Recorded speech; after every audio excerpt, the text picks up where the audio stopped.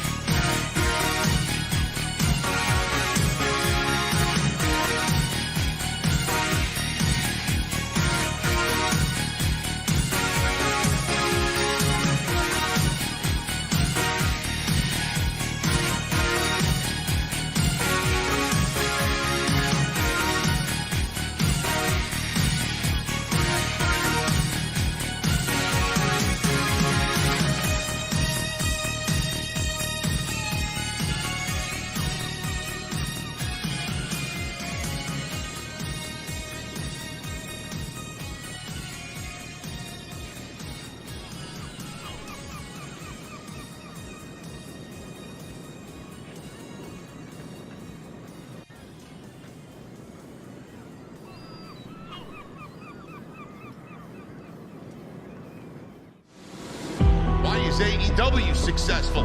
Why is Tony Khan running his promotion better than Vince McMahon and Bruce Pritchard are running Monday night and Friday night? Long-term booking.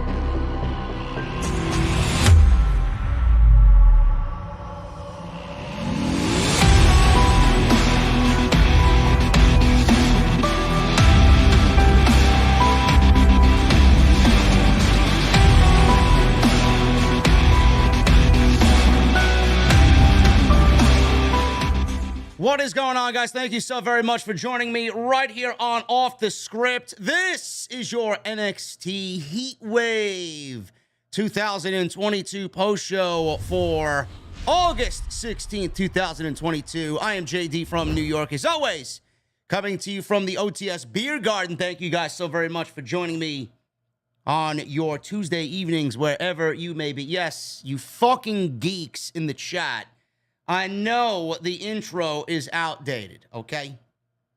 I know it's outdated. Dustin, who did my intro, my boy Relic on Twitter, he's going through a family problem right now, okay?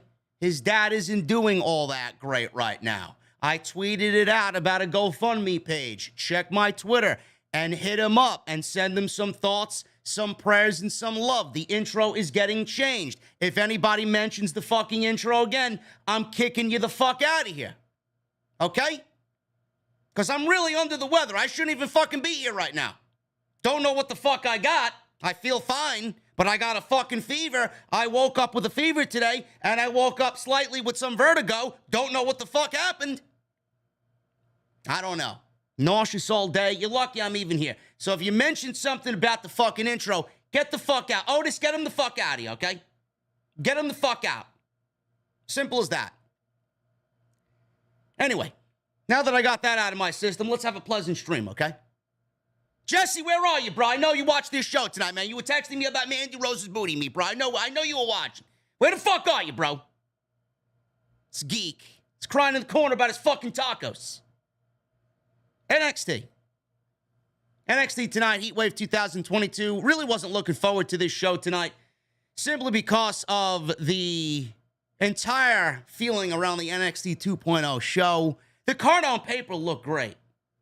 The card on paper looked great. We got 3 title matches tonight. We got Bron Breakker against JD McDonugh, the fake JD, the Irish Ace. I'm the New York Ace. Bro, I'm JD first before anybody.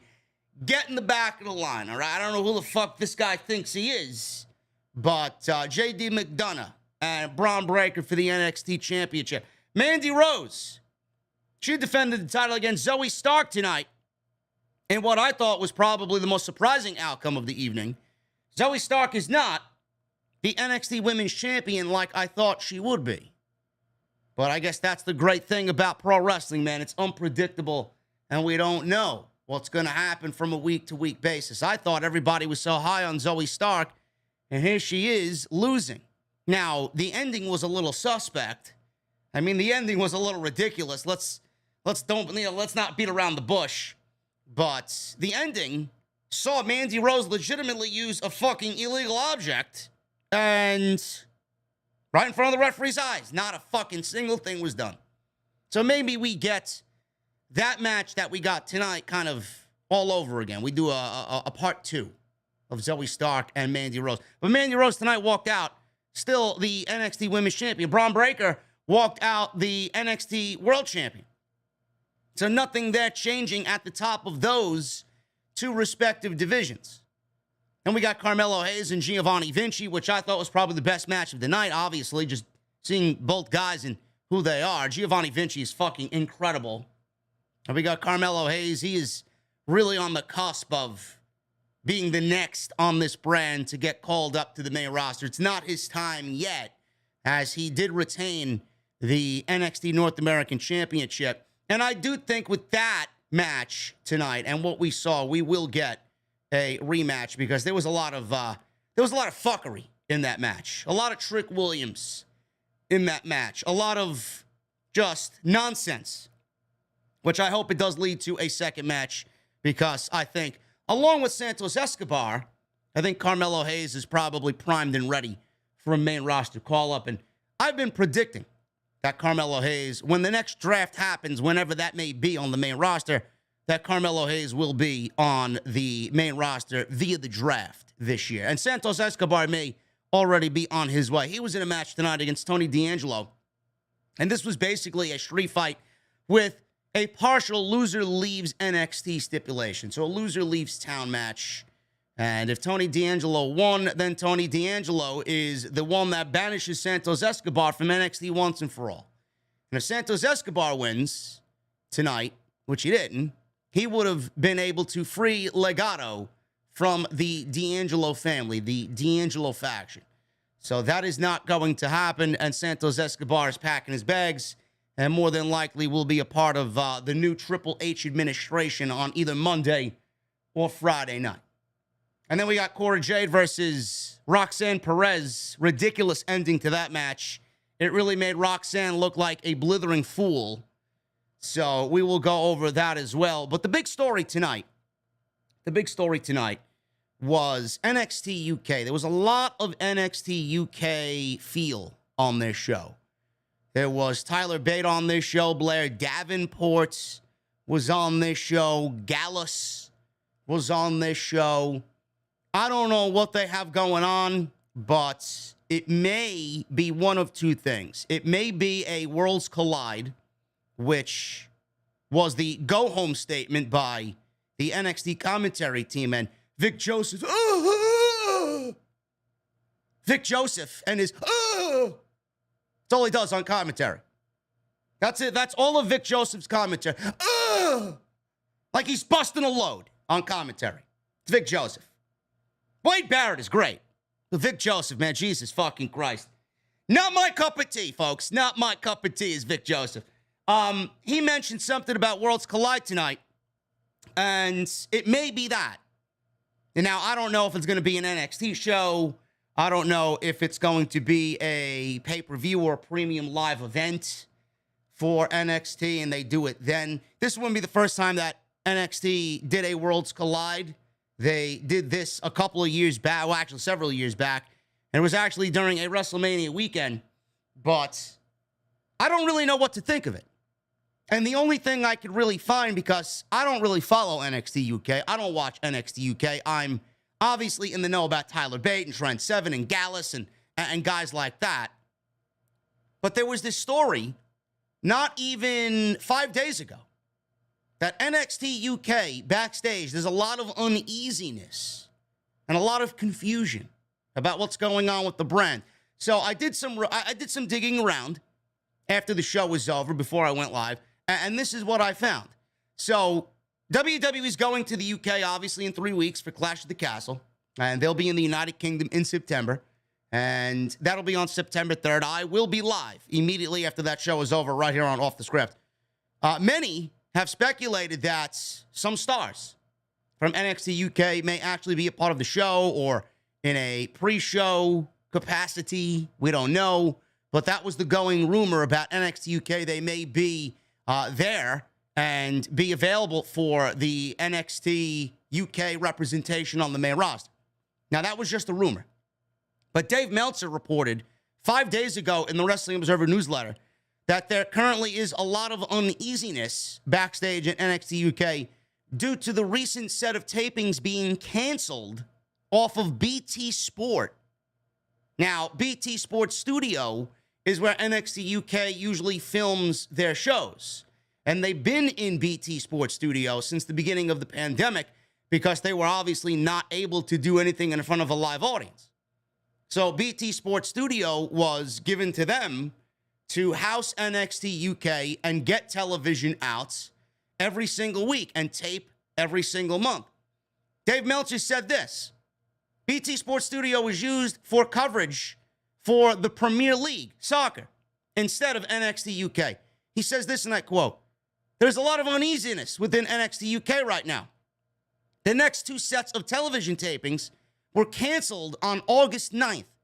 The reason given was that BT Sports Studio, where they tape, had to be used for football/soccer coverage. But as you can imagine with the talent, how the reaction is backstage, given you could tape somewhere else, and shutting down tapings is never a good sign. Nobody really has been told anything." So it was reported then 5 days ago in The Observer that several NXT UK stars were going to be on their way to the States and premiere on NXT here in the States, which we saw tonight. Now, I don't know what is going to happen with the NXT UK brand. It was a thing that Triple H really had cemented as part of his NXT legacy and part of his administration when he was head of talent relations and head of creative for NXT. He was running both shows at the same time in the early stages of NXT UK. Triple H was running both shows.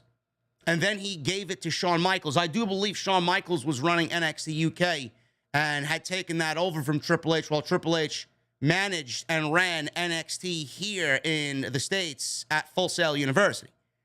So everything was kind of going the way that he wanted. He was legitimately building a team.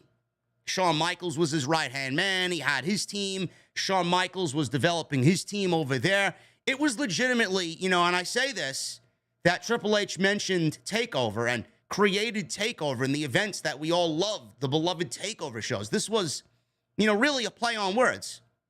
This is exactly what he wanted to do. His vision was, I'm not only going to take over WWE and run everything my way and do it the way I want with my team, but Triple H wanted to open up performance centers in the United Kingdom, which he did. He wanted to open up performance centers in China and Japan and Mexico and India. He legitimately wanted a takeover of all the major independent professional wrestling markets. So when NXT UK got started, it was basically all of the greatest from that part of the globe working for Triple H. And they were able to work for NXT UK and continue to do independent dates over there. As long as those independent promotions, didn't have anything to do with WWE or outside WWE. They had to be affiliated, rather, with WWE in some way, shape, or form. You couldn't go and work any indies, and unless you got approval from WWE or approval from Triple H. So as long as you were given the okay to go and work indies, it was probably a WWE-affiliated independent promotion. I know there were a couple that WWE were affiliated with over there. But that was the whole beginning stages of NXT UK. And then the pandemic hit, and it fucking ravaged. NXT, not only NXT in the States, but NXT UK, the pandemic, COVID-19, ravaged NXT. It was so bad.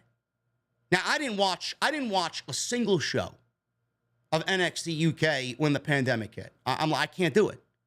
I could barely even get through Raw and SmackDown with no fans, and then WWE moved into the Thunderdome, and NXT UK was still in front of no people.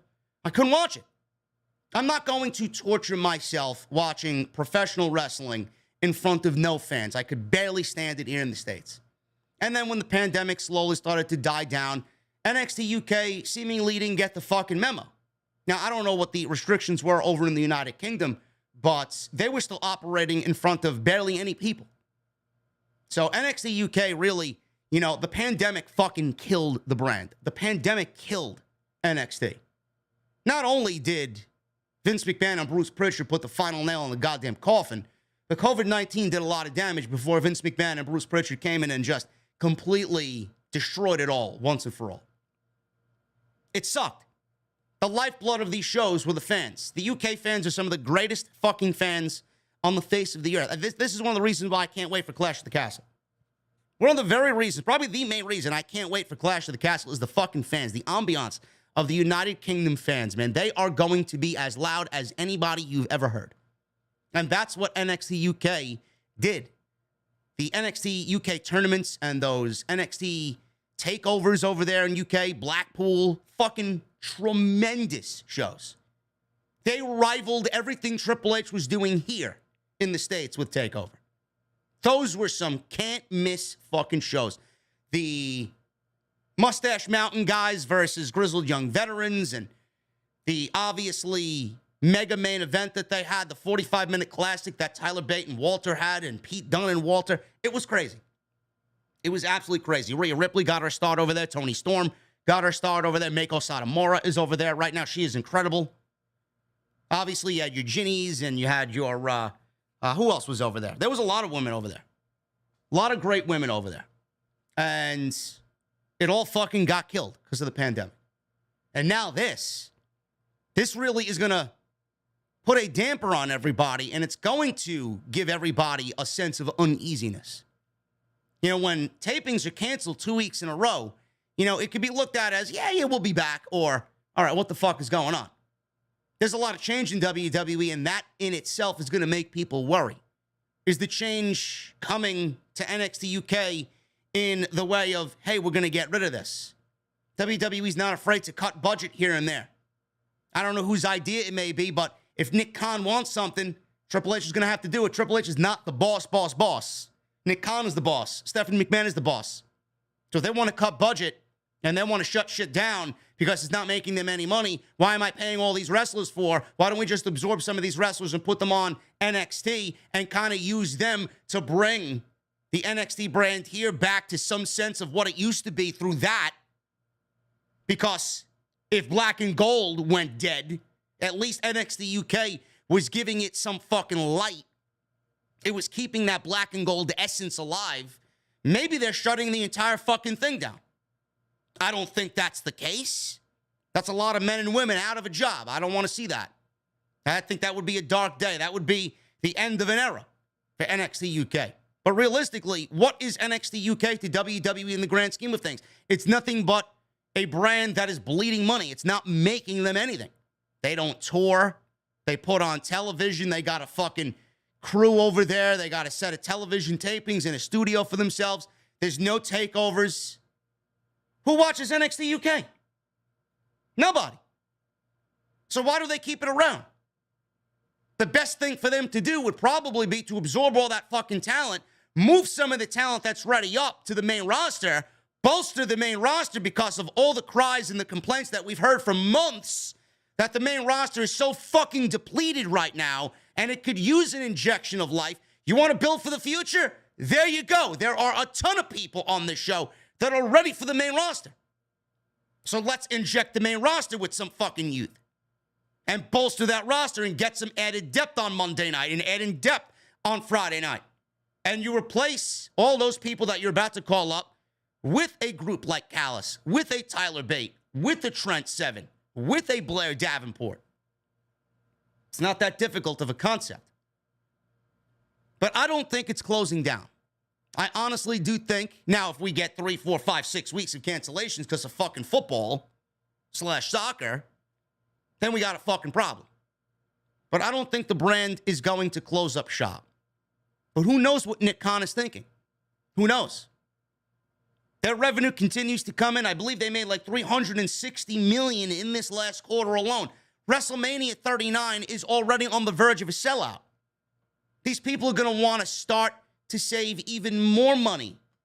They want everything to be even better now with Vince McMahon retired and his presence no longer being a hindering factor on anything. He's not the chairman of the board anymore. This is all Stephanie McMahon and Nick Khan's problem. Triple H is running these shows. Things need to be done in order to give the shareholders and the stockholders that sense of, all right, everything is good. I didn't think it was going to be this good without Vince there, but they're saving all this money. I'm making more money now than when Vince McMahon is there. Everything is right. Who knows? Money is a huge driving factor in everything and why decisions are made. Like I said, I don't want to see the brand close up, even though I don't really care for it. But there are a lot of great talent over there, most of which you saw tonight. So what I do think is going on here is one of two things. One, they unify the titles and they do end up absorbing the brand, which I don't think is going to be the case. Or two, we get a Worlds Collide, and this is going to be their next premium live event. In the interim, while BT Sports Studios gets whatever they get done, or has to get done with football, soccer coverage, it gives everybody a chance to come to the States, work this show, and then potentially, when all of this is over, they could go back home and then resume their regularly scheduled programming with NXT UK. I don't know. What do you guys think it is? What do you guys think is the reason why NXT UK is such a big presence on tonight's show? So I found that to be quite interesting, man. I didn't really see this report earlier in the week, 5 days ago. This was 5 days ago, reported by Meltzer. So that potentially could be the reason why we are getting NXT UK and their presence here on 2.0 on Tuesday night. As far as the overall show tonight, I thought it was a very good show. There really wasn't much of a surprise outside the NXT UK inclusions and the appearances tonight. No major title changes. I thought we'd at least get one, maybe two. I was thinking Zoey Stark was a definite. I was thinking Carmelo Hayes maybe drops the title to Giovanni Vinci.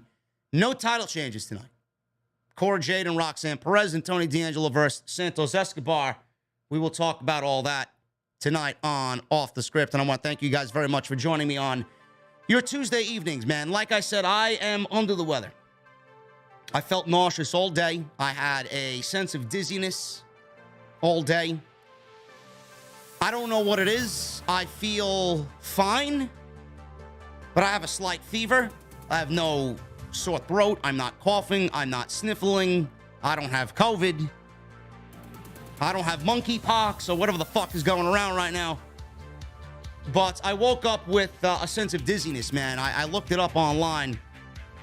Some form of vertigo. Must have been the way that I slept and how I positioned my head on my pillow last night. I also didn't get to sleep until 3:30, 4 o'clock in the morning, which is a terrible habit of mine. But I'm okay now. But I still have a slight fever, man. I feel hot. But I appreciate you guys joining me. Maybe it's stress. Maybe it is stress, Jen. You wouldn't be the only person that said that to me today.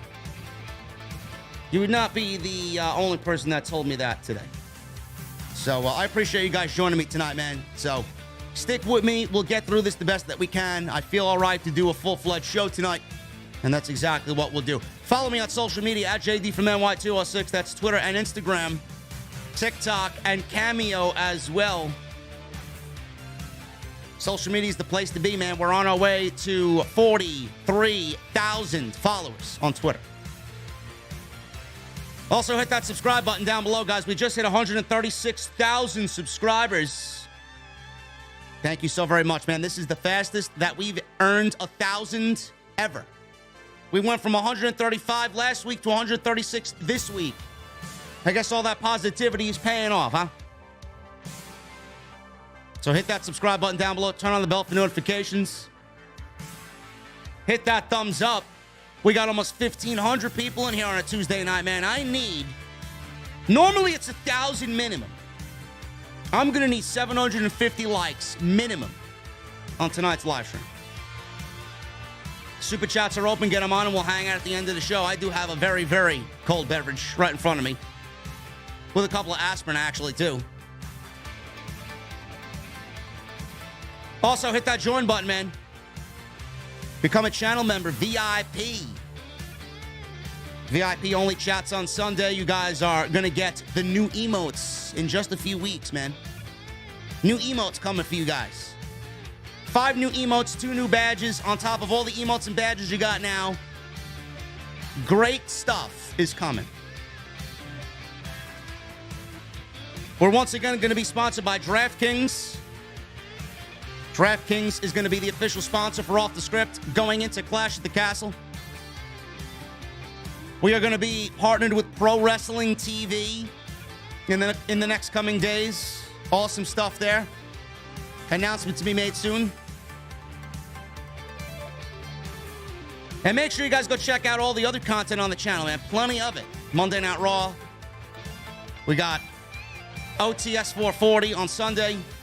Extra yesterday. Go check it all out, man. It's all on the homepage right now if you missed any of the OTS content. NXT Heatwave started off with Carmelo Hayes and Giovanni Vinci, who is one of my favorite acts in all of the brand. I think Giovanni Vinci is awesome. So Giovanni Vinci came out first, and he does this entrance. If you guys don't know, Fabian Eichner is now Giovanni Vinci, comes out doing this this Italian stud rich man gimmick, and he's got the photography, entrance. They snap photos of him. He poses in front of the camera, and he's flexing his muscles. Really cool shit, man. Very, very creative entrance for Giovanni Vinci. On top of him being a fantastic professional wrestler, he is the total package. He really is. So we got him out first, and then Carmelo Hayes. Carmelo Hayes has this thing now where everybody that he's feuding with, he puts on a T-shirt and then burns the T-shirt. So he came out with Giovanni Vinci in fire on his T-shirt, and in front of him in the aisle where there was a burning trash can, and hopefully in there was the 24/7 title as well. He took the T-shirt off and burned Giovanni Vinci on the T-shirt. And then he walks to the ring, ding, ding, ding, and the match is underway. So They get going here right at the top. It gets fast and intense pretty quickly, and they both knock each other out right before commercial break. Trick Williams is on the outside doing his distraction, and this allows Hayes to take over during the commercial break. At one point, Vinci was executing a rolling fireman's carry slam, and then he transitioned into a springboard moonsault. Hayes at one point springboards backwards into a guillotine leg drop. Vinci is getting a ton of offense in here with a bunch of high spots, standing moonsault, and he does the springboard rope-to-rope moonsault. Absolutely fucking great is Giovanni Vinci. Vinci does a double springboard flying crossbody off the top rope to the floor into Hayes and Williams on the outside. He does another, like I said, springboard double moonsault from the ropes, rope-to-rope moonsault into the ring, goes for a cover. Williams interferes by putting Hayes' foot on the rope. This was really good. This was as quick and as smooth as anything I've seen as far as outside interference taking the foot and putting it on the rope. He was so fucking quick, man. The transition between that and the referee counting and then turning around to see the foot, it all looked great. You guys got to watch it to see what I mean. It all looked really good. So Hayes on the outside. He put Trick Williams on the outside. He puts Hayes' foot on the rope from the outside, breaking the count, and the referee stops the count after the moonsault. Hayes is turned inside out. Not even a couple of seconds later with a short arm clothesline by Vinci. Vinci goes for a powerbomb. Williams jumps into the ring to interfere again. This is where it really got ridiculous. Trick Williams physically gets into the ring to try and ruin this entire match here, cause a DQ. He jumps into the ring to interfere. Vinci powerbombs Hayes onto Trick Williams, and Vinci gives Williams a powerbomb by himself. Vinci then goes to powerbomb Hayes for a second time, but Hayes counters him, and Hayes spikes Vinci with a Hurricanrana. Hayes hooks the leg to score the 1, 2, 3. And that was pretty much it. So, there was a lot of fuckery at the end of this match, which I really did not at all appreciate. I honestly feel that the interferences and the constant interferences doesn't really make Carmelo Hayes look good. He does win his fair share of matches, but, I mean, when he's got to get Trick Williams involved, I only feel like it dumbs down how good of a performance he had for the evening. And I hate all the time that it's always the same shit. This was one of my biggest complaints when Zelina was managing Andrade. Every single time it happened in NXT, and then they really overexposed it on the main roster. Every single time Andrade won a fucking match, it was always by Zelina's help. We get too comfortable with the heels needing to cheat to win. Now, it really makes me think they did what they did tonight for one reason and one reason only. I don't think that this is going to be the end. He's going to have to drop that title to somebody if he's going to eventually get the call up to the main roster. We got between now and maybe the middle of September, early October for a WWE draft. Maybe we get this match happening again based on the shit that happened here with Trick Williams. All of the interference leads to Giovanni Vinci getting another title shot at Carmelo Hayes, and then he eventually wins the North American Championship. That's the only thing I could really feasibly come up with here. Because the ending looked absolutely ridiculous with him getting in the ring and blatantly causing a DQ, which obviously blatantly took Giovanni Vinci out of the match, which blatantly gave Carmelo Hayes the victory. Hurricanrana, 1, 2, 3, Hayes wins. All thanks to Trick Williams.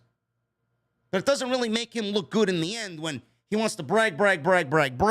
And I get he's a heel, but he's a different type of heel. He's somebody who brags because he's better than everybody. But if you're better than everybody, why do you need Trick Williams to always go to bat for you and win your battles? Especially against a guy like Giovanni Vinci. If you're that good, you should be able to beat somebody like that one-on-one with no outside interference. So I didn't really like the ending of the match. The match was fine. Probably the best thing on the show, in my honest opinion. But I think we need to lessen the outside interference. And I didn't like the ending of this match, which in turn hopes, or I hope anyway, that it gives us another championship match between these two. Because I'd really like to see it. And maybe we see it at that premium live event that is rumored to be happening for NXT in September. I don't know. Moving on. Vic Joseph. He moved us along with the show to a video of Toxic Attraction arriving in a Range Rover. And the three exited and approached Bron Breakker in the back. Bron Breakker, apparently, guys, I'm not sure if you are aware, Bron Breakker broke a lot of hearts out there in the IWC. Bron Breakker turned heel this week as Cora Jade revealed that they are an item. So how many people out there went to go buy Stop and Shop branded tissues 2 for $4? A lot of crying in the IWC. A lot of geeks who think that Cora Jade would give them the time of day, crying and complaining that she's dating Bron Breakker. Go find a fucking hobby. I'm happy for both of them. I thought Bron Breakker had the best match of his NXT run tonight against JD McDonugh, which we'll talk about a little later. But they approached Bron Breakker in the back or outside. Mandy Rose says that he had an uphill battle, and he replied, well, you did as well. She said they'll see who walks out with their respective title. I don't know what the fuck that was about or why we needed that, but I don't know. Maybe it's a little inside thing about Cora Jade and Mandy Rose. I don't know. We'll see what happens. We got a video that was taped over the weekend about Julius Creed. It's one half of the tag team champions here, Julius and Brutus Creed. Julius is saying that he was going to address Diamond Mine and what he uncovered in this video that he's been studying. He's going to address the culprit here tonight on the show. So they showed Diamond Mine approaching. Roderick Strong was leading Diamond Mine out to the ring. And behind him was the other Stevenson brother and the Creeds. So they were there. So we go to Diamond Mine in the ring. And they're not with Ivy Nile. I don't know why. Some weeks she's a part of Diamond Mine, some weeks she's not. I have no fucking clue. So Damon Kemp, the other Stevenson, Gable Stevenson's brother, Damon Kemp, he's standing there. He's the only person that did not take microphones in this in-ring promo. Julius is on the microphone. Not bad. Not bad of a promo. He's getting a little bit better. He was not good at all, but he is getting a little bit more comfortable on the microphone. Julius said less than a year ago, he and his brother got the opportunity of a lifetime to learn from one of the greatest champions in NXT history, Roderick Strong. He said they dedicated every fiber of their being to win the Dusty Classic, stitched up and doing cannonballs, all for Diamond Mine. He says it's been brought to his attention that someone has been trying to destroy Diamond Mine, and he wanted to call out that person right now. So he looked up the aisleway, and he was about to call somebody out from the back, and then he yells, Roderick Strong, turns around and looks at Roddy. He reacted very surprised. How could you blame me? Why are you pointing the finger of blame at me? I created Diamond Mine. He said he wanted to give them the guidance that he never had. Roderick Strong never had guidance. I find that very difficult to believe.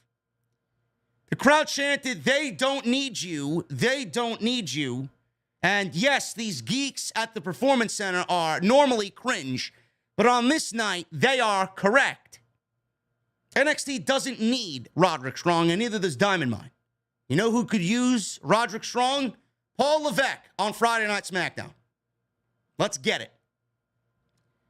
So, he said he would run them out against the Usos. That's how much he believes in Diamond Mine. That's how much he believes in the Creeds. He wants to put them against the Usos every day of the week. Julius said that's great, and the Usos can get it, but the Creeds are now. He says he wants to end this before Strong stabs him in the back. Brutus was asking Julius, are you serious about this? Are you really going to go ahead and do this? Do you need any more time to really come to a better conclusion? And Julius says, yeah, I am very serious. I am very serious. And then Brutus walks over to him and says, well, you know what? If that's the case, then I got you, and I'm standing behind you. Julius said everything he does is calculated, then showed when Strong hit Julius with a knee during their match with Tony D'Angelo and his family. They showed the video on the big screen. Julius accused Strong of being signaled by D'Angelo to set up the Creed brothers and give them a purposeful loss. So Strong pleaded his defense, then said since May, Julius has had something against him, and all of a sudden, they were backing Roddy in the corner. It looked like all three of them were about to just go to work on Roddy and beat the shit out of him. All of a sudden, from behind, Gallus, and this is Joe and Mark Coffey and Wolfgang. They all attacked Diamond Mine, and they did not attack Roddy. So at first, I thought, oh shit, Roddy's going to end up joining Gallus, and these are his new boys. But then Gallus, they looked at Roddy, and they took him out, and they beat the shit out of Roddy as well, leaving Roddy and all of the rest of Diamond Mine in the ring, laying in the middle of the ring. So, I don't know. This was one of the groups that I heard was coming over permanently. I think Gallus is going to be over here permanently with the Creeds in this storyline, and I think they're going to be here in NXT UK, from NXT UK on NXT 2.0 permanently. Wolfgang, Joe, and Mark Coffey. Really good-looking group. Really dominating group. They've run NXT dry over there in the UK. But I think it's going to be Julius Brutus and Damon Kemp. I think Roddy's getting booted out of Diamond Mine. That's what it felt like to me. I think Roddy is getting booted out of Diamond Mine. I think Roddy, honestly, with all the rumors that you heard over the last several months, Roddy doesn't want to be there. Roddy either wants to be out. He's asked for his release, and they denied him. Triple H is now head of talent relations for all of WWE. This was probably on his list of things to do. He knows that Roddy wants out. He knows Roddy wants out, and he wants to go join his friends over in AEW and get the Undisputed Era back together again. All four of them on television. But Triple H is not going to allow that to happen. He loves all those guys, but he's not going to get up and willingly give all of Undisputed Era to Tony Khan. Not going to happen. Roderick Strong asked for his release several times, got denied. Now that Triple H has taken over talent relations and creative, my prediction is Roddy gets named for the main roster. He's on the list of names, getting ready to get called up to the main roster. So at the end of tonight's show, we could be looking at not only Santos Escobar, but we could be looking at Roderick Strong as well. There's no way that Julius Brutus and Damon Kemp are going to trust Roderick Strong after this. And I honestly think with all the stories about Roddy not wanting to be there, obviously he doesn't fit the mold of NXT UK anymore. It feels like he's wasting his time. He feels like he could be better off doing anything else. There's nowhere to grow from NXT UK for him. He's done everything down there. And he's worked dark matches before on the main roster. I feel like he's going to get called up to either Friday night, which I think he would probably be best on, and he would thrive there in a mid-card level with, the Intercontinental Championship. Roddy's the type of guy, a lot of people look at Roddy, oh, Roddy's old. Or Roddy's boring. Roddy's vanilla. But the new vision of WWE, the new vision of Triple H, is getting the very best at their craft on his show to wrestle. And a lot of people, man, I got into arguments with people all day today. Fucking Vince Russo tweeted something out ridiculous. And he says, I'm not really trying to be a smartass, but I can't really tell the difference between this Monday Night Raw, this vision of Monday Night Raw, compared to Vince McMahon's vision of Monday Night Raw. Now, I don't even know if he's fucking serious when he says that. How could you look at this show the last 3 weeks and then look at this show when Vince McMahon was running it and not see the fucking difference? There's one major fucking difference. Yes, the show is formulaic. Yes, the show is still produced the same way. Yes, the show flows the same way. Nothing about that's going to change. Yes, it's still Monday Night Raw at 3 hours. But bro, let me tell you, the fact that Vince McMahon gave you 11 and that may be stretching, and I'm using that as a fucking example. 8 matches, 9 matches on a Monday night that really didn't span more than 3 minutes. It flows a lot differently, majorly different, compared to what Triple H is doing when he has 5 matches, and you get matches out there that go 15 minutes, and it happens on multiple occasions. Austin Theory and Dolph Ziggler wrestled for 15 minutes. Io Shirai and Bianca Belair a couple weeks ago went 18 minutes. Bobby Lashley and Ciampa went 18 minutes last week. Bobby Lashley and AJ Styles last night went 22 minutes. The women's tag team match, the tournament match, went 11 minutes last night. What is there not to understand? What don't you get? The show is different. It feels different. It looks different. When you got 5 matches and you get 15 minutes of fucking wrestling per match, instead of fucking 9 matches and you get 90 seconds per match. You can't be that stupid. I don't know if these people say the shit that they say just to get an audience on their show, or if they're really that fucking stupid. It's got to be fucking mental. He's clearly not paying attention. He's not watching the show the way that he should really be watching the show. He's an ex-WWE creative writer. What doesn't he get? How would he book it differently? Have scantily clad women out there showing their tits and ass? I mean, give me a fucking break. Would you not have any women's wrestling on the show? Would you send people out there and have 2-minute matches every fuck? How are you going to get somebody over in 2 minutes? How are you going to tell a story in 2 minutes? And then move on to the next 2-minute match. And then maybe you get one match that goes 5 minutes. It's not the way things should be done. It was a cancer. Roderick Strong. I don't want to deviate from the point I was trying to make. You bring Roddy to the main roster.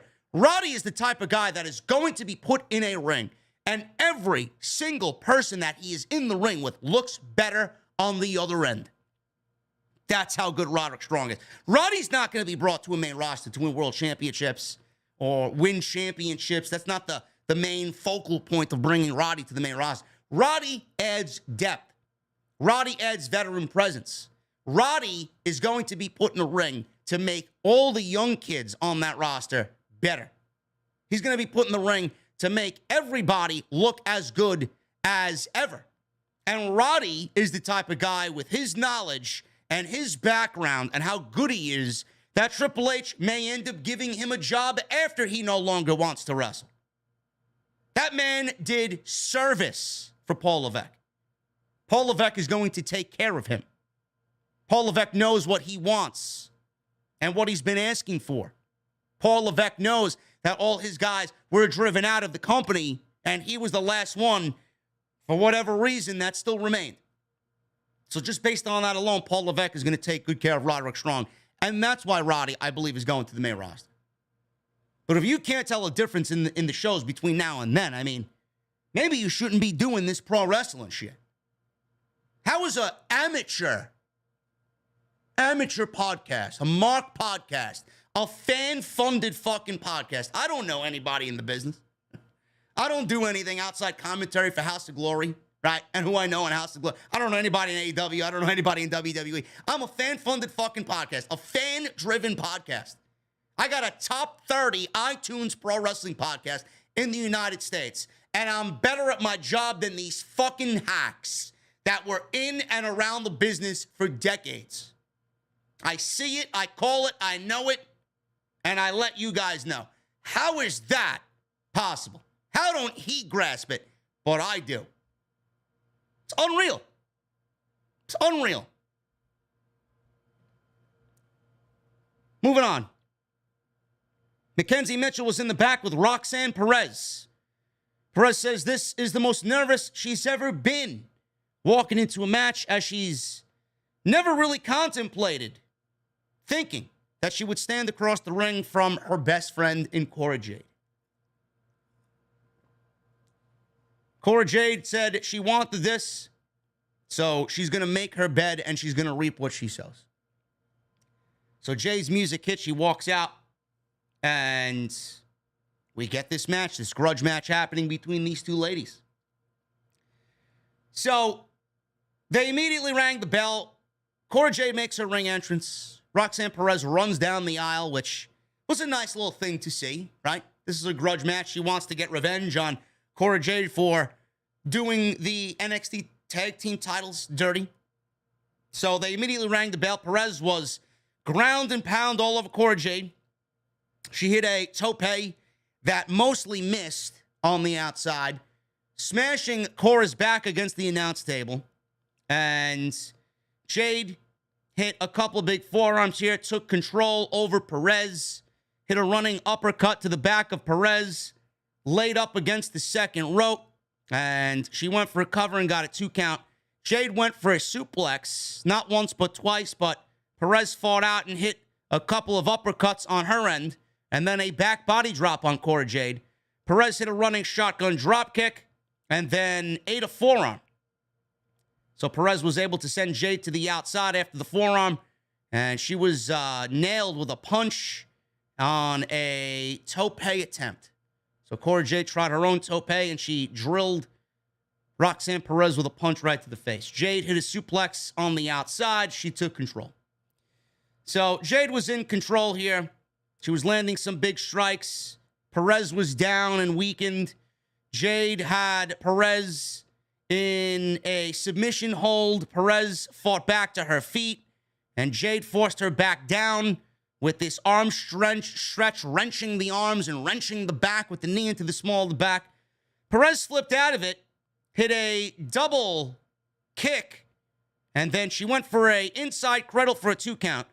And then Roxanne Perez and Cora Jade traded pinning combinations back and forth. This led to a bridge backslide spot that ended with forearms simultaneously and pump kicks from both women out on the floor. Perez is coming back again. Perez hit a side Russian leg sweep for a 2 count on Cora Jade, and then she hit what she calls the Page Turner for a 2 count.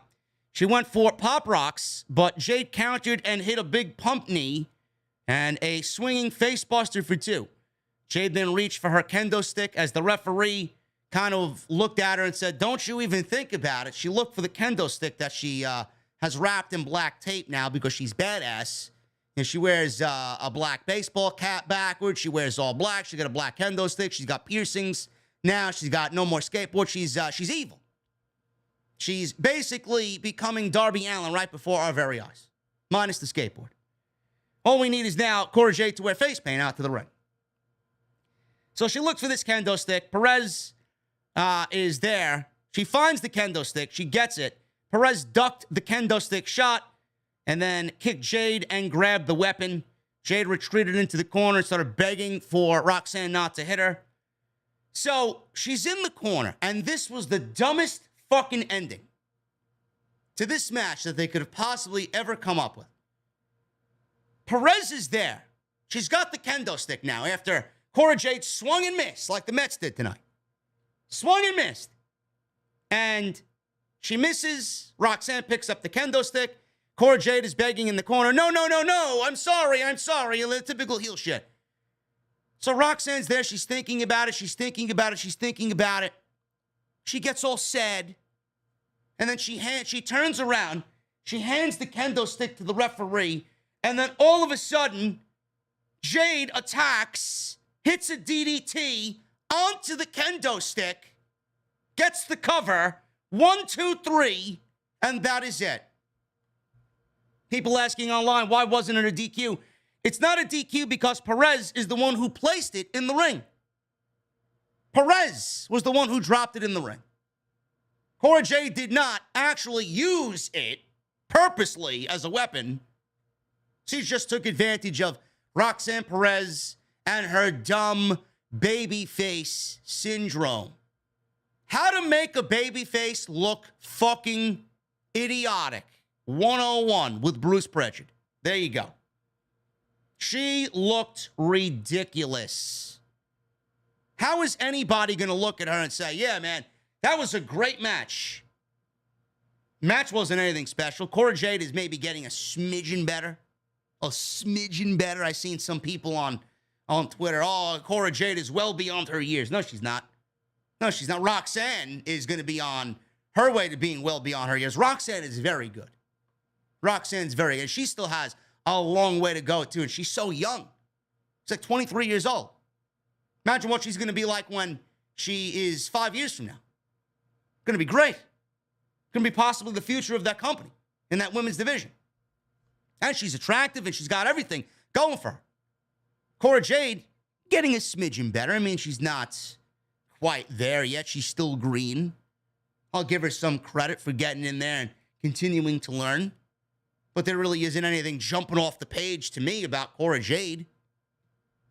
The heel turn, I'll tell you about Cora Jade, though, and I mentioned this a couple weeks back when she actually did the heel turn, which was fucking horrendous. But the promo work from Cora Jade as a heel is so much better than what she was doing as a babyface. So if there's one thing that she's got going for her, the presentation and the way she carries herself as a heel has been 2 thumbs up. No doubt about it. Now she's just got to get caught up on what she delivers and what she does in that ring. Otherwise, to me, I feel like if she is developing as slow as she is, there are going to be other people in that company that are going to bypass her one after the other. You don't want to fall so far behind and not be caught up, because there are a lot of women in that company ready to take a spot from you. And she has a lot of potential. I don't want to tell you that she doesn't. She does. I just don't feel like she's there yet. We see a lot of her, and they're putting a lot on her. I just don't see that she's ready for a big time role yet. Meanwhile, Roxanne hasn't been here all that long. Probably this year. When did she get here? February? This year. Roxanne is further along than Cora Jade is. And she just got here. Not good. So Cora Jade wins in 11 minutes with a DDT onto the kendo stick, and the heel gets the victory here. I honestly think Cora Jade needed the win more than Roxanne Perez. Roxanne's going to be fine. Cora Jade needed that victory more than Perez did. Von Wagner. Let me tell you something, man. I got a confession to make here, man. Von Wagner. Von Wagner is growing on me, bro. I don't know what it is. I don't know what exactly it is, but Von Wagner is growing on me, man. The lotion in the basket. The lotion in the basket, Von Wagner. It may be no more, man. The VWO. The Von Wagner World Order. I don't know what you guys are thinking about Von Wagner, man, but he's carrying himself a lot better lately. He is. He's there with Mr. Stone. Said that Solo Sikoa had a so-called win over Von Wagner, but Sikoa is out for 6 weeks, and Wagner is still standing there, unfazed. Wagner said changes in the air, more opportunities, more doors are open. He said the game has changed, but the rules remain the same. Anyone small and weak will not survive in his jungle. Lotion in the basket, Von Wagner. Yes, I do think he still looks like Buffalo Bill. That's just me. I don't know. He's growing on me, though. He may be the one to take down Bron Breakker. I predicted this months ago. Von Wagner may be the one to take that title off of Bron Breakker. He may be the new world champion when all is said and done. Moving on. After Roxanne and Cora, we got Mackenzie Mitchell was backstage with Josh Brooks Jensen, the bargain basement smoking guns here. The great value Walmart brand smoking guns here. Or APA, which I don't even want to put any bad name on APA. These guys are nowhere in the same vicinity as APA. Josh Briggs and Brooks Jensen with Fallon Henley. They began talking about Pretty Deadly and their upcoming title match for the NXT UK Tag Team titles. Gallus approached. And Mark and Wolfgang said those titles don't belong on them. They don't belong here. They belong in NXT UK. And then he touted how short their reign has been, and their reign at over 430 days. Joe said, this is Joe Coffey, by the way. Joe Coffey said the Gallus boys will eventually end up on top. They made a challenge for next week, which was accepted. Sounds like an NXT UK Championship match next week. I don't know. Who okays these matches? Who's booking these matches? Are they booking their own matches? Or is this Shawn Michaels running the show? Which one is it? Anybody still out there thinking Shawn Michaels runs NXT? Yeah, right, man. Yeah, right. I got a better chance of Nikita Lyons and Cora Jade with Roxanne Perez knocking on my door, man. And we're going to go out to dinner later tonight. Give me a fucking break. Shawn Michaels running NXT. You guys are fucking comedians, man. You really are. You crack me up. You crack me up.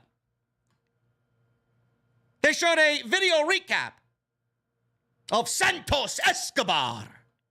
Love Santos, man. And Tony D, my boy Tony D, bro. Listen, after tonight, man, he's going to go out for a nice glass of red wine, fucking nice plate of homemade cheese ravioli, huh? Nice dish of meatballs, side of garlic bread, your fucking salads, and your fucking cheesecakes at the end of your day. He's going out for the Italian feast, man, really. Nice cup of cappuccino at the end of the dinner, man. Some limoncello. This guy's fucking living life here, Tony D'Angelo. Gotta love it.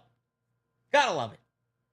They showed a recap of the 4-month saga between D'Angelo and Escobar. It all began with Escobar congratulating D'Angelo on becoming the Don of NXT after defeating Tommaso Ciampa. But then their meeting, which led to the boot on Escobar's SUV and then the fish on the windshield. Then Legado del Fantasma kidnapped, a.k.a. murder, of AJ Galante. Then they showed Legado del Fantasma losing to the D'Angelo family. And they avoided showing Two Dimes, who eventually was dumped in the East River. And he was killed off NXT. He's swimming with the fishes now, a.k.a.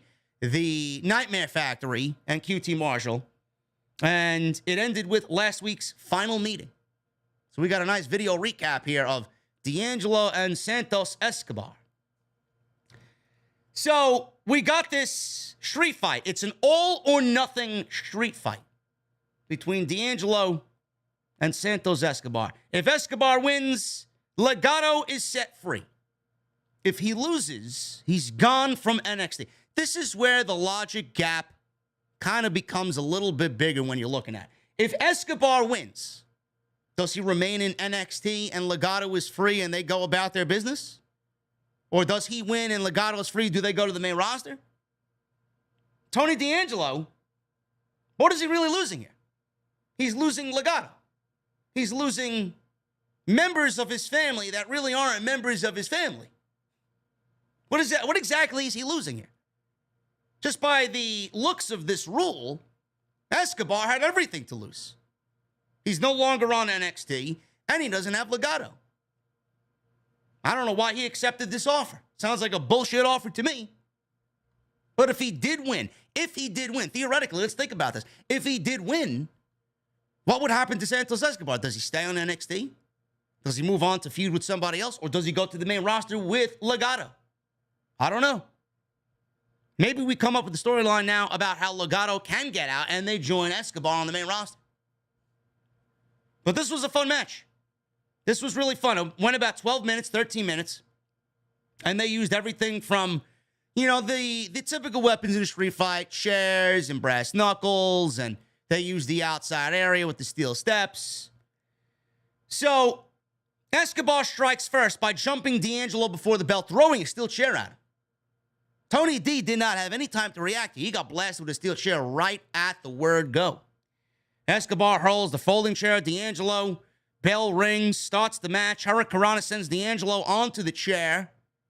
Escobar gets some near falls because he's just beating the shit out of D'Angelo in the middle of the ring. So this was basically all Escobar. All Escobar until we get to a commercial break. So Stacks, Tony D's boy out there, Stacks, jumps off the apron into a senton on Legado, takes them all out. Don't know why he did that. He just figured he'd go into business for himself, I guess. Took out Legado, and Stacks takes a clothesline on the floor as a receipt from Legado. So D'Angelo now targets Santos's arm. That's the story of the match here. So how we get there, D'Angelo takes Escobar, smashes him with the trash can lid. D'Angelo's in control here, and he works over Escobar's arm. He puts Escobar's arm in between the ring and the steel steps, trapped, and he kicks the steel steps, and Escobar is selling the arm here. So now he's targeting the arm. Suplex Escobar on the outside on a bunch of folding chairs, which look like it sucked. D'Angelo continues to work over Escobar. D'Angelo begins to slap him around a little bit. Hey, how you doing over here? Slapping him around. And D'Angelo's taunting him. That obviously angers Escobar. Answers back with some strikes of his own. Escobar now making a big babyface comeback. He starts to fly. He launches himself into a torpedo through the ropes, like a torpedo, through the ropes with a tope suicida. Stacks is on the outside. He went to find a crowbar, and that was taken away, but Legado found it first, and Stacks is laid out with the crowbar. Escobar tried to get a pair of brass knucks, but the knucks got dropped on the mat. So now we got the steel crowbar in possession of Legado, and the brass knucks are in the ring. So Escobar goes to the outside to get the crowbar from Elektra Lopez, who has the crowbar, Tony D'Angelo's crowbar. She takes a bump when D'Angelo tries to take the crowbar, and she goes backwards and hits the mat on the outside, or the steel ramp rather, hard on the outside. Tony D's got the most hilarious reaction. Whatever, you got my fucking crowbar. You want to get involved in my business. That's exactly what's going to happen. Santos is out there. He's looking at Tony D. Tony D is looking at Santos. Tony D with a low blow on Santos on the outside after he blasted his woman on the outside. So this leads to a double down when they get back in the ring. So now we're about even. They're back in the ring. We're even. Crowbar is laying in the ring. We got the crowbar on one side, on Tony D's side, and we got the brass knucks on Santos' side. So now we got both weapons here, both guys' weapons of choice. They're looking at each other. They get up. They scramble. They scramble to get each weapon. Santos gets the brass knuckles, and Tony D'Angelo gets the crowbar. Tony D gets there first and blasts Santos in the head with the crowbar. He falls down like a sack of potatoes, and he makes the cover 1, 2, 3, and that was it. That was it. Tony D gets the victory with the crowbar shot over Santos's head. Loser leaves town, and Escobar now must leave NXT 2.0. Long time coming, folks. Long time coming. Yes, Hooligram, he blasted his woman on the outside. Yes. Yes, I use my words very strategically, bro. Everything I say is with a purpose on this show, man. I know what I say. Santos and the main roster, man, this is a long time coming. This is a long time coming. This was the best decision for both guys. I love the fact that I mentioned this yesterday. I love the fact that Tony D wins this match, and now he's banished Pete Dunne, Tommaso Ciampa, and Santos Escobar. 3 guys that were black and gold. He's getting rid of black and gold so slowly but surely as Tony D'Angelo. I like that for him. I do. I think that's a great statistic for Tony D'Angelo. Who's going to be next? Who's he going to banish to the main roster next? Who's he going to banish from NXT next? I love it. It just goes in line with his mafia gimmick. He's whacking people left and right. Get out of here. It's great. And it's great because it builds his presence on NXT. I think he's great. He's one of those guys. He's one of the very few guys that I would love to see get a major play on the main roster. He's got, yes, the gimmick is a little stereotypical, but, it warms my heart to see that because I'm Sicilian myself. So when I see that and I see that type of gimmick, it's relatable to me. And we're going to talk about relatable when I talk about JD McDonugh. What is relatable about JD McDonugh? Why am I going to get invested in somebody like JD McDonugh? What is there to invest in? There's no emotional investment there. There's an emotional investment in Tony D'Angelo. He's got the gimmick. He plays it well. He's a very good professional wrestler. He's got the look. He's got the size. He's got the charisma. He's got the attitude. He's got the mic skills. He's on his way to being the total package. He really is. And I like that he's banishing and AKA whacking all these guys out of NXT. Santos, on the other hand, 5 weeks ago, we're talking about Santos getting buried on the main roster if he got a call up. We don't even know if Santos was going to even get called up to the main roster. This guy was doomed. Santos is obviously talented. He's one of the best things that they got on that show. He's going to be one of the best things that they got on the main roster. Watch when Santos gets to the main roster. He is going to kill it. I know it. There is money in Santos. There's money in Legado. I don't like him getting called up by himself. I do like Cruz del Toro. I do like Joaquin Wild. I do think that them together is the best. With Santos leading them. Santos can go and do singles. They could be tag teams. They need tag teams. I don't know why we're not calling all three of them up. They may actually call all three of them up. I don't know. Only time will tell. But Santos on the main roster is a long time coming. This guy is the recipient of the Triple H era. He is one of the main recipients, the main, guys that is going to be fed very well in the Triple H administration. 5 weeks, 6 weeks ago, we're not talking about this. Today, on August 16th, we're talking about Santos on the main roster and how excited we are for the main roster. And Vince Russo wants to say, what's the difference? What's the difference with Vince McMahon not being there? This is the difference.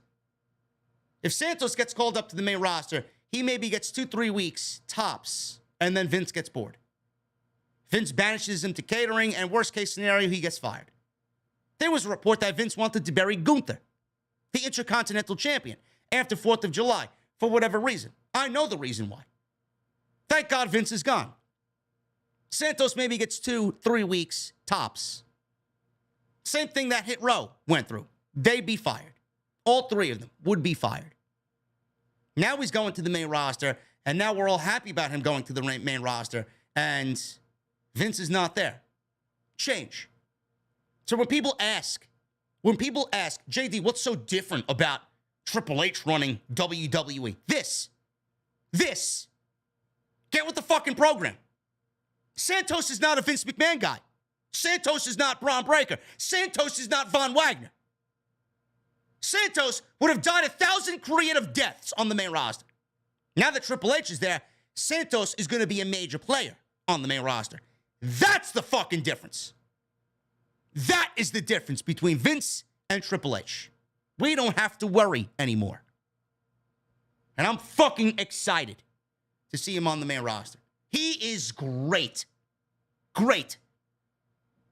38 years old, my ass.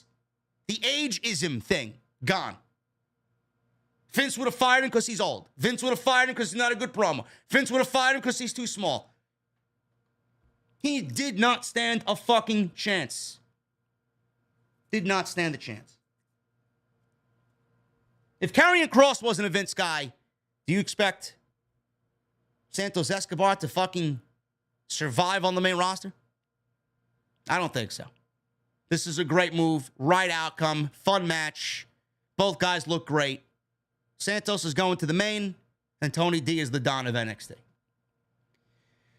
Indy Hartwell, she was backstage. And this was rather interesting here with Indy Hartwell. She was with Kaden Carter and Katana Chance saying that she cried when they won the women's tag team titles. Hartwell was suddenly handed a letter with Dexter Lumis and Indy drawn on it. Index forever, it said on the note. So Dexter Lumis is stalking the main roster, stalking either The Miz or Ciampa or AJ Styles. Don't even have a job with the WWE right now. They won't even mention his name on the main roster. Meanwhile, he's sending love letters while he's stalking the main roster to Indy Hartwell. I don't know. She could be another recipient of the main roster. I don't know yet. So Blair Davenport, this is the former Bea Priestley. This is Will Ospreay's woman.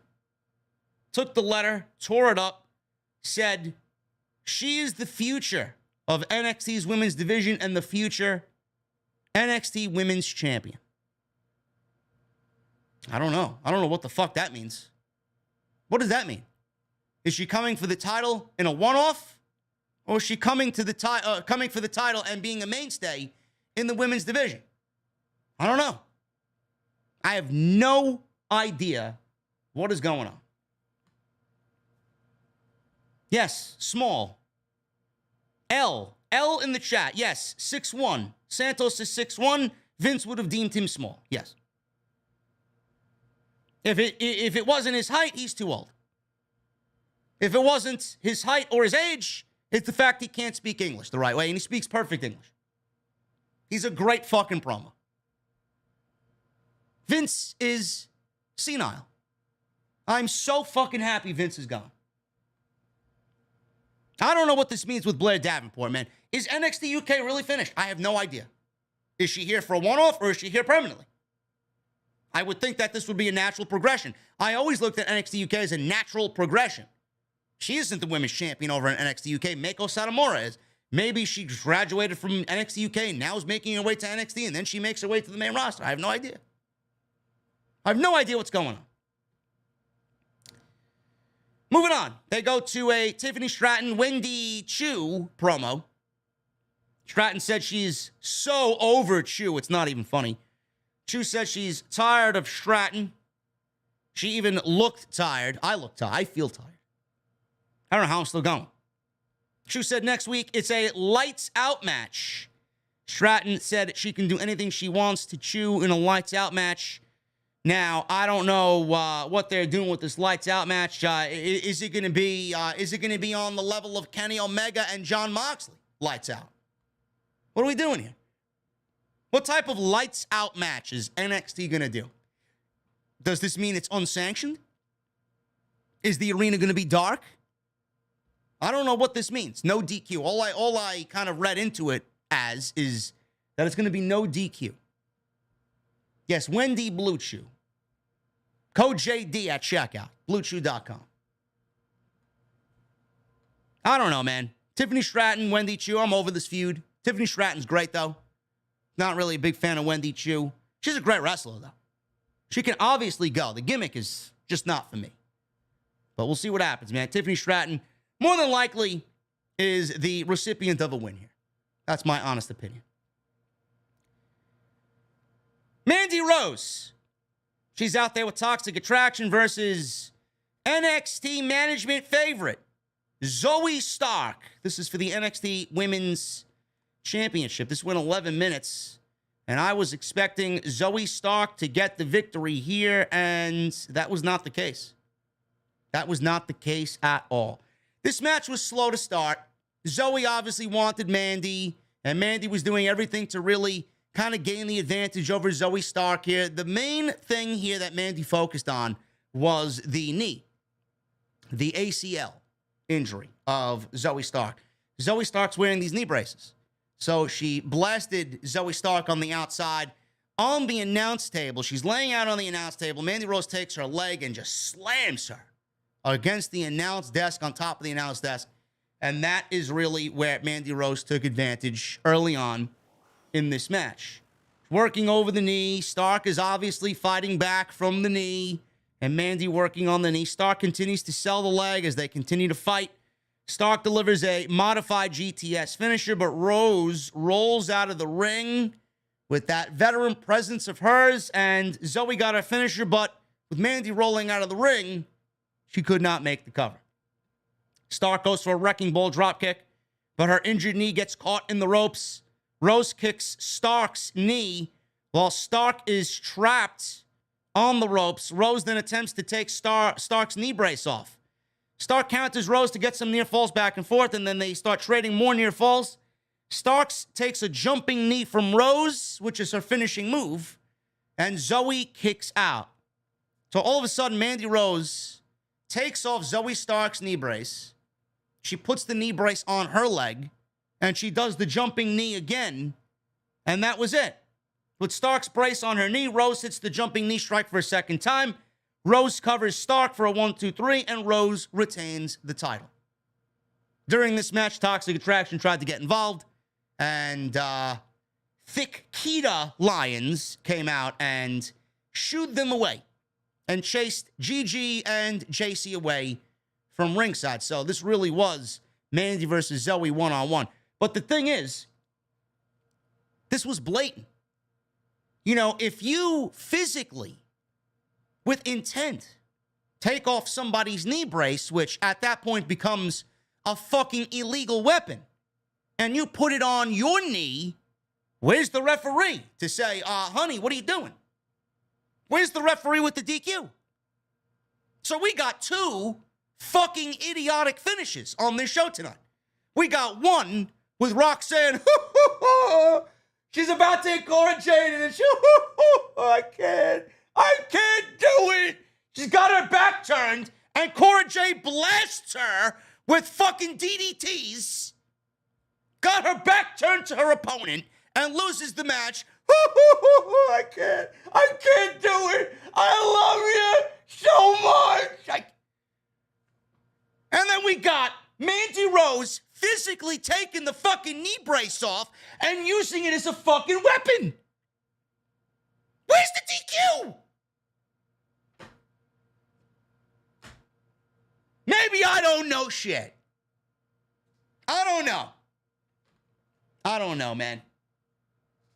Dumb babyface syndrome and referee incompetence. That's what NXT 2.0 is all about. Mandy Rose wins. I expected Zoey to win this match. I expected Mandy Rose and Toxic Attraction to get called up to the main roster. Not happening. Maybe Zoey Stark is getting called up to the main roster. Man, this was her one and done. There's got to be something to come out of this. Got to be something to come out. She cheated. She fucking cheated. Something's got to be done there. So maybe she wins in the rematch, and then goodbye, Mandy Rose. I don't know.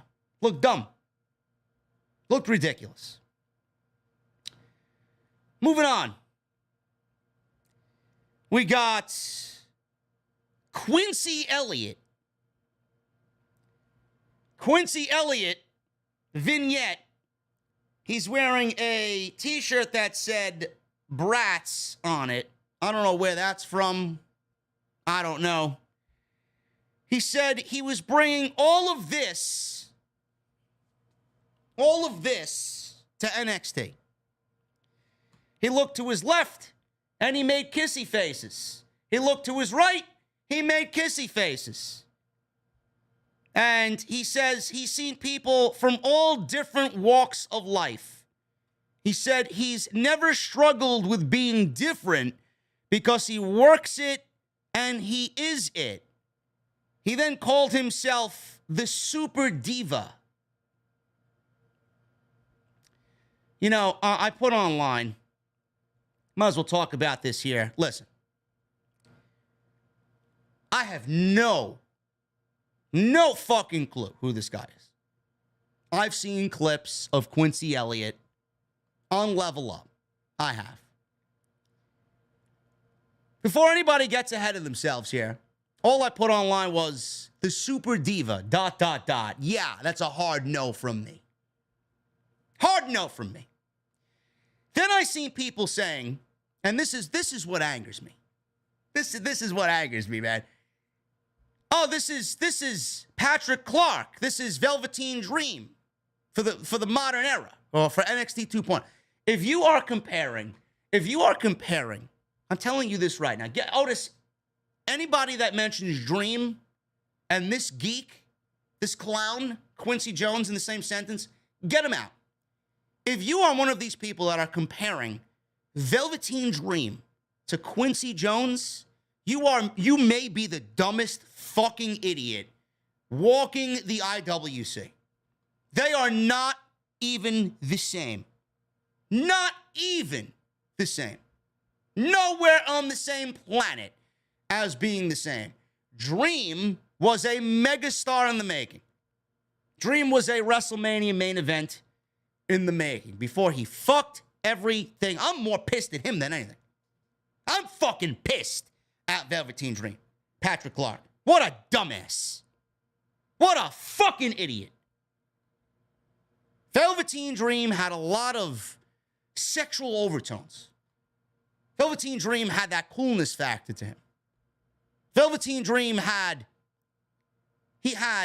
everything that you would embody if you were a flamboyant character. He molded Goldust, and he molded Rick Rude, and he took all these great influences, and he just fused them together to make it his own.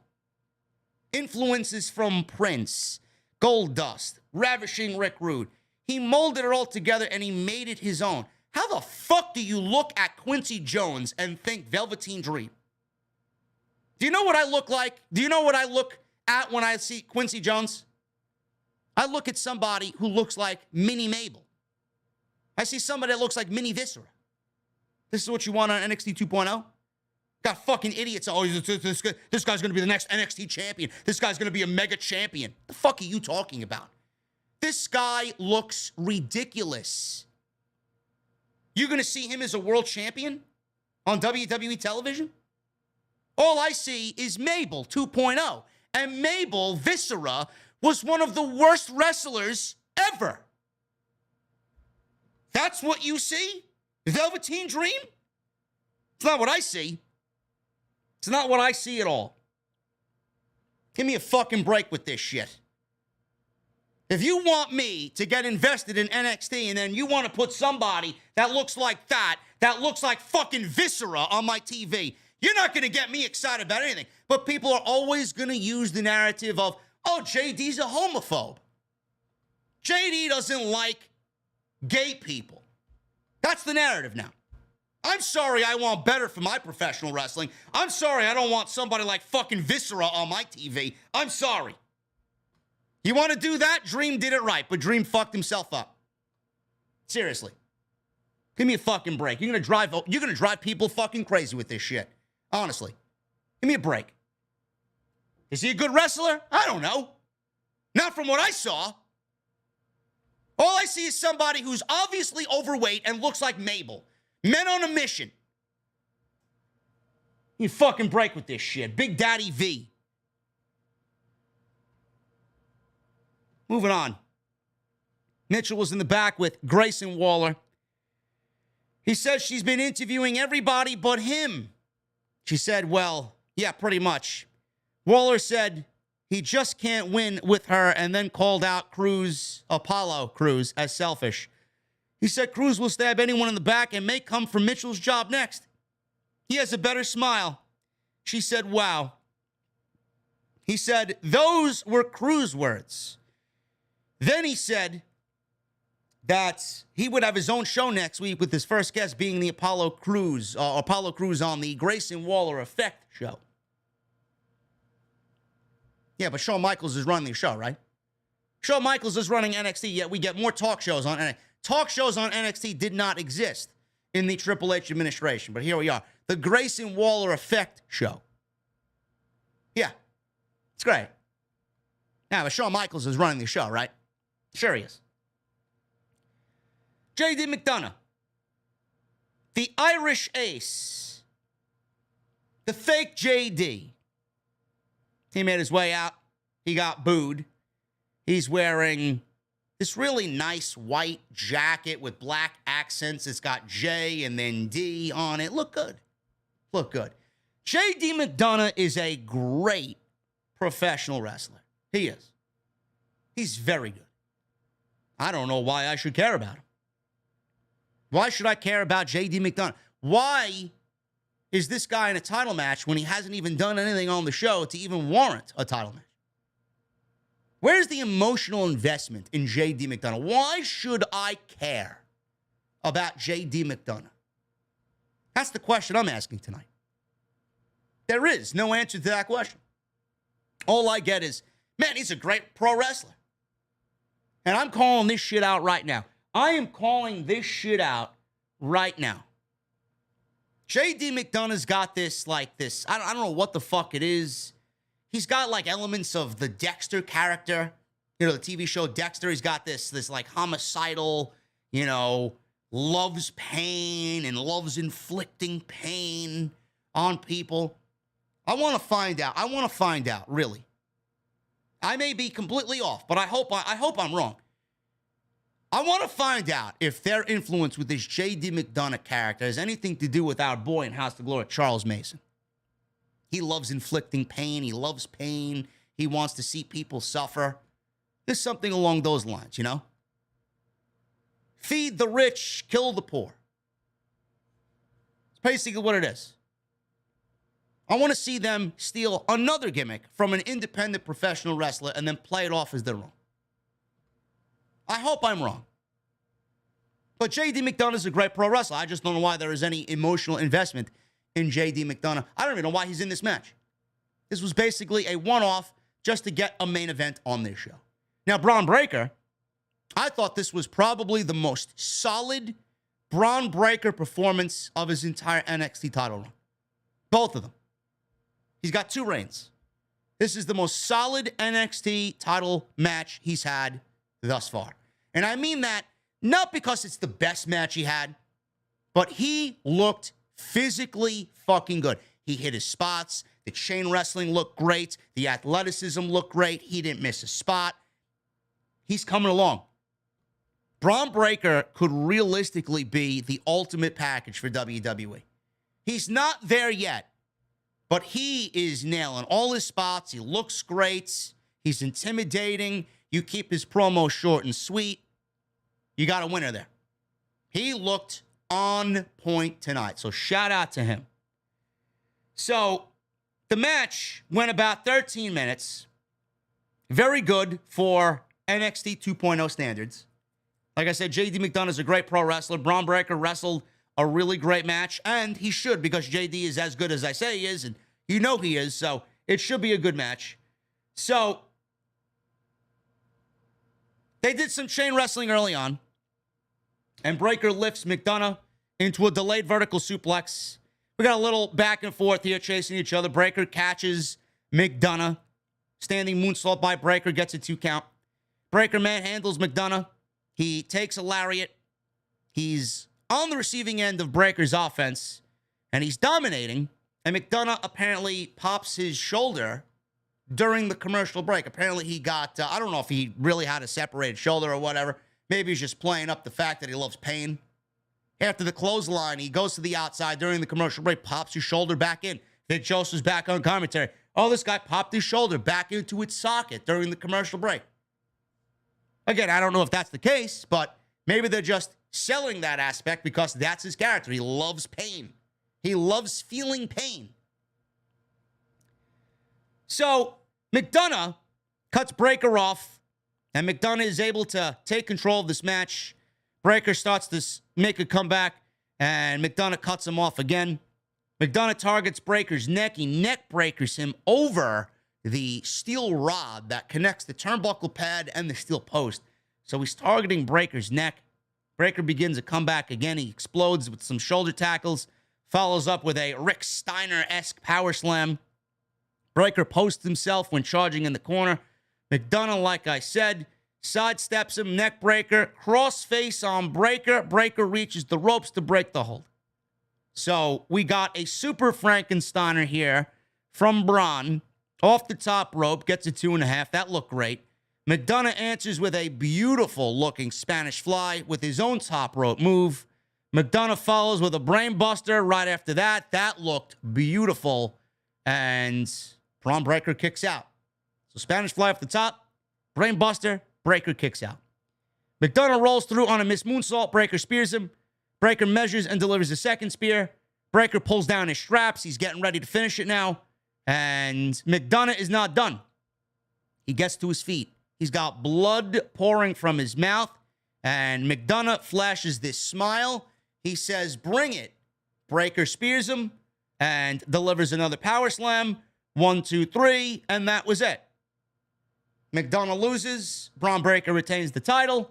And Breakker is still the NXT World Champion. At the end of the match, immediately after the match was over, NXT UK Champion Tyler Bate comes out.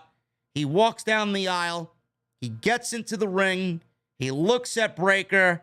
He says some words to Breakker. He holds his belt up. Breakker holds his belt up. And then Vic Joseph says, "Do we have worlds colliding here in NXT?" Which kind of signifies that we may be getting a Worlds Collide premium live event between NXT 2.0 and NXT UK.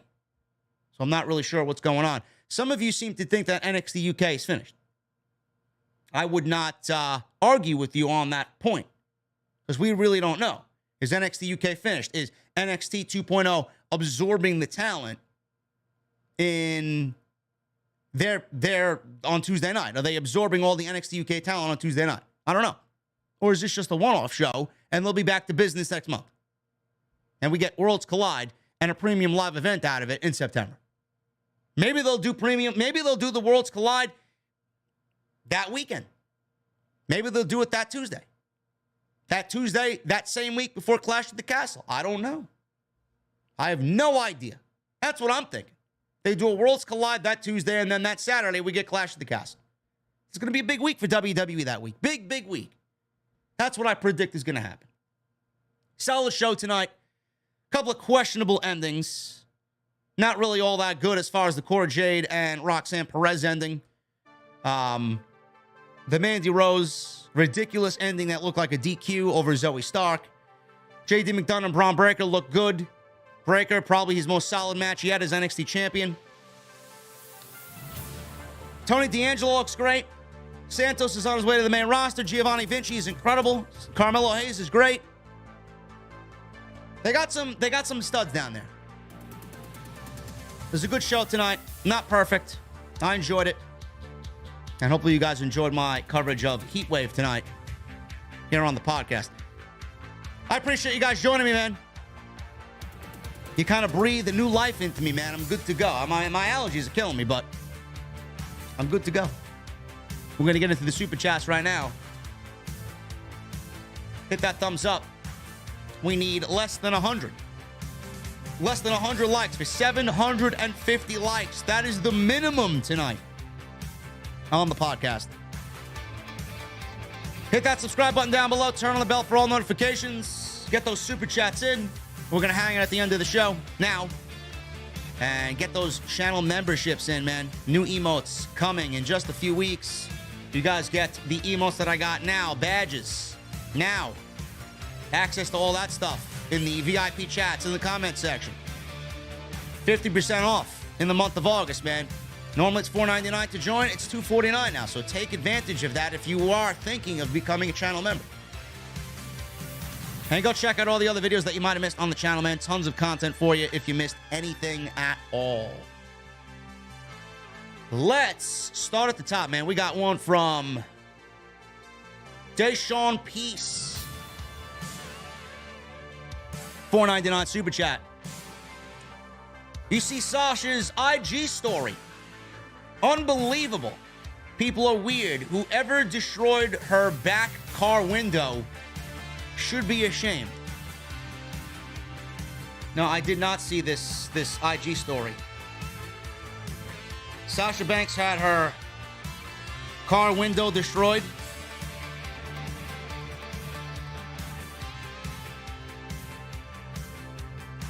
Maybe she deleted it. I don't see it.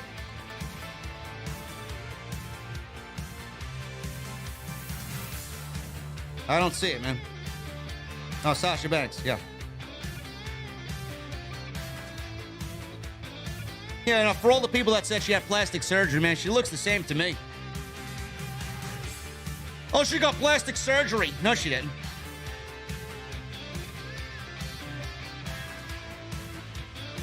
Oh, yeah, look at that. Somebody destroyed the back window of her car, huh? That is crazy.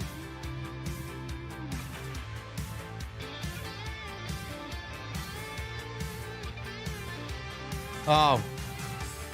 He stole hair products in Oakland. It happened in Oakland.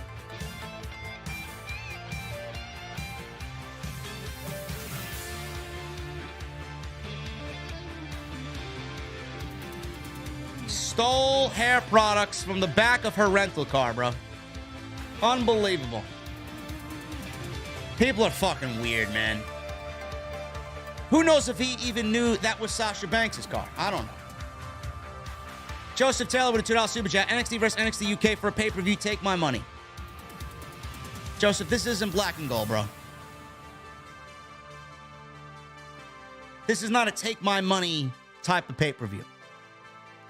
Daniel with a $4.99 super chat. If Trips was in charge, say 5 years ago, would AEW be a thing? Would the Elite be New Japan Pro Wrestling lifers? I do think AEW would still be a thing. I just don't think that they would even be on the level they are now. It would still be a thing, though. I'm not going to write them off because Triple H is in charge. Triple H is in charge, you know, of WWE, and it's a good thing. Competition breeds better wrestling, and we benefit from it, man. I don't know how many times I got to explain this to you. I don't know why everybody wants one promotion. You want one to be better than the other. Why can't we like both? Why can't we see both thrive and both win?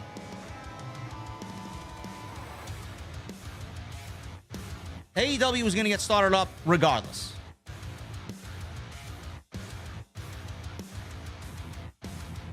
Sidro with a $5 super chat. Hey, JD, back with another joke. What do you call a WWE wrestler who works at an ice cream shop? Cold Stone Steve Austin. Yo, Sidro, you should be a comedian, bro. You should be a comedian, bro. Hashtag, you are the tribal chief of the IWC. Thank you, Sidro. I appreciate you, man.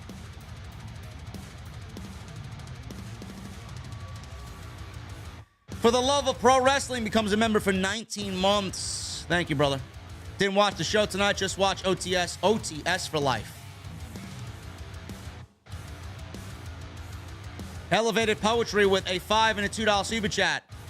It's my birthday. Cheers, JD and OTS fam. OTS for life. Elevated Poetry, happy birthday, brother. Let me see those birthday cake emojis in the chat for my boy Elevated Poetry.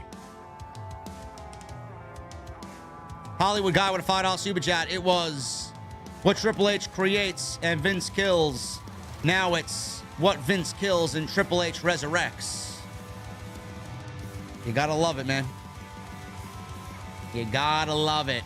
Tony Brown with a $1.99 super chat. Get well, IWC GOAT. Thank you, Tony Brown. I love you, brother. How about that booty meat on tonight's show, Tony Brown? Mandy Rose is enough booty meat to last you an entire fucking week, bro. Oh, my goodness. Breadman with a Canadian $2 super chat. Does Apollo lead Gallus? He had a vision last week. No. I could see Apollo feuding with Gallus. Elevated Poetry with a $5 super chat. Sorry about my first message. So old-fashioned is deep. OTS for life. Is it Wednesday yet? Cheers, JD. You rock, bro. Bro, only 2 old-fashions, man? Come on, man. On a good Thursday, if I'm feeling all right, I have about 3. Joseph Taylor with a $2 super chat. I'm 5'8". Would that be too small for Vince? Yes. Because I'm 5'8". That is too small for Vince McMahon, yes. Jeff Van Veranken becomes a new member. Jeff, cheers to you, brother. What are you drinking tonight, man? Thank you for joining the VIP club. Furious Nation with a $5 super chat. What's up, JD? What's up, Nation?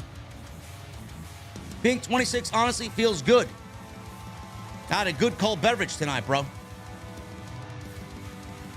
Bro, everybody should relax in their evenings with a nice cold beverage, no matter what. No matter what, bro. I just found out that Guinness has non-alcoholic beer now. I am very curious to taste that and see what it tastes like.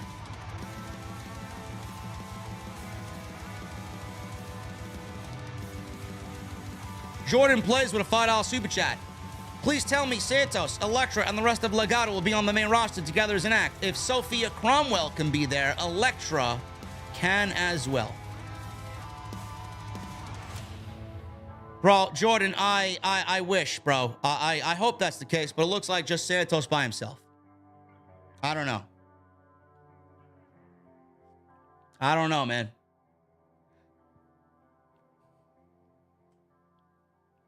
Furious Nation with a 15 and a 20. Ooh, excuse me. That Chipotle I had earlier. It's catching up to me. 35 in super chat from Furious Nation. Thank you, brother. In my opinion, even though we didn't get any title changes tonight, I do think probably in early September before the draft, we might get Carmelo and Mandy drop their titles before they get called up. Mandy's got to drop that title soon, bro. She's had that title for almost a full year. A full year for Mandy, and Carmelo's definitely dropping that title, but he's definitely going to be on the main roster. No doubt about it. Also, I agree with your take on Quincy Elliott. Not giving him a chance, honestly, and he does remind me a lot of Visceral Big Daddy V. Same guy who had bad matches with Kane, Undertaker, CM Punk, and the Boogeyman in 2007, 2018. 2008. Bro, Quincy Elliott is just another fucking jobber that people are going to get crazy over because he's inclusive. Meanwhile, the guy probably is a fucking complete disaster in the middle of that ring. If he's good, I'll let you know. So sooner or later, we'll be seeing him on NXT. Chosen One and Eric Wells, you never had Chipotle? Oh my goodness, bro, what the fuck is wrong with you guys, man? You gotta get the chicken asado. It's my go-to now, man.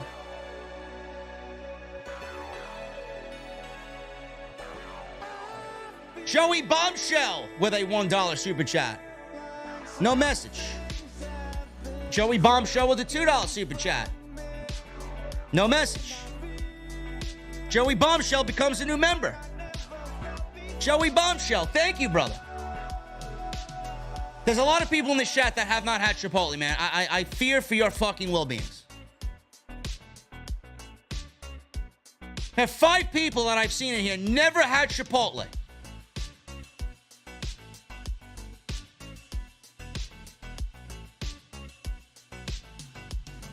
Bro, the pollo asado is fucking delicious, man.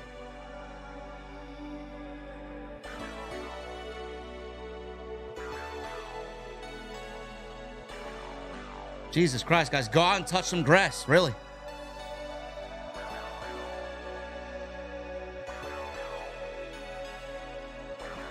Cozy Cleveland with a $1.99 super chat. Do you think Roman should lose before Mania? It depends. Is Cody winning the Royal Rumble and getting Roman Reigns at WrestleMania? If that's the case, then no. But if that's not in the plan, then yes, he should lose before WrestleMania. Elevated Poetry with a $5 super chat. Haha, JD. Just finished this bottle of bourbon. OTS for life. I'm 4 old fashions deep and chilling, bro. Bro, you just said you had 2 before. So you must have had 3 in between the time, the third one in between the time of your last and then this one. The last super chat and then this one. 4 old fashions, bro. Take it easy, man. The last time I had 4 old fashions, I was stumbling into a fucking cab. I didn't know where the fuck I was. Come on now.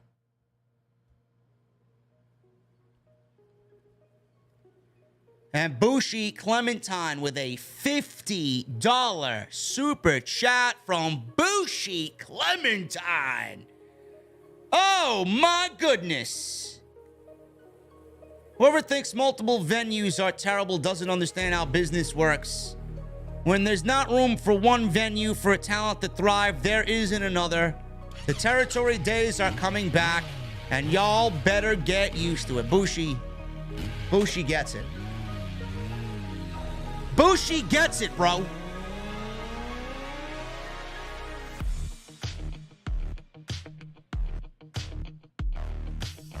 Comment of the evening by Bushi Clementine.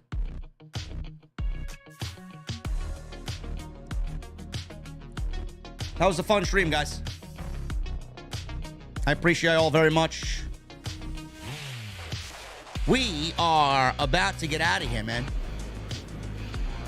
We're about to get out of here, and I am going to finish up for the evening and then get my rest. We got a big day tomorrow, man. It is Happy Kenny Omega Day.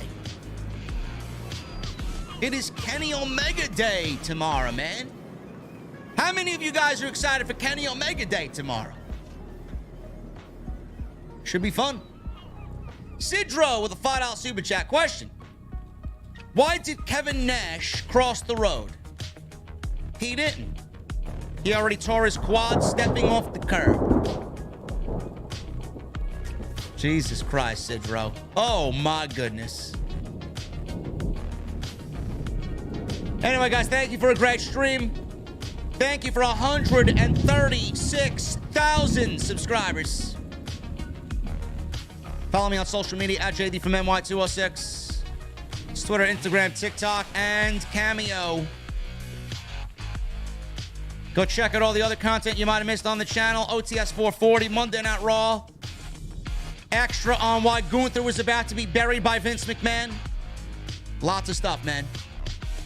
Elevated Poetry with a $10 super chat. Don't limit my old-fashioned. It's my birthday. LOL. Chill. With you tomorrow. OTS family. Omega tomorrow. Bro, make it a fifth one. Just take it easy. Anyway, guys. I'll see you tomorrow night. Live with Jesse. Dynamite. Trios tournament starts. CM Punk and Jon Moxley announced for All Out. Should be good. Let me see those guitar emojis in the chat. And let me hear that music on max. I will see you guys tomorrow live from the beer garden with Jesse and his shitty tacos. And an ass kicking from both Thunder Rosa and Julia Hart tomorrow on Off the Script. I'll see you guys later.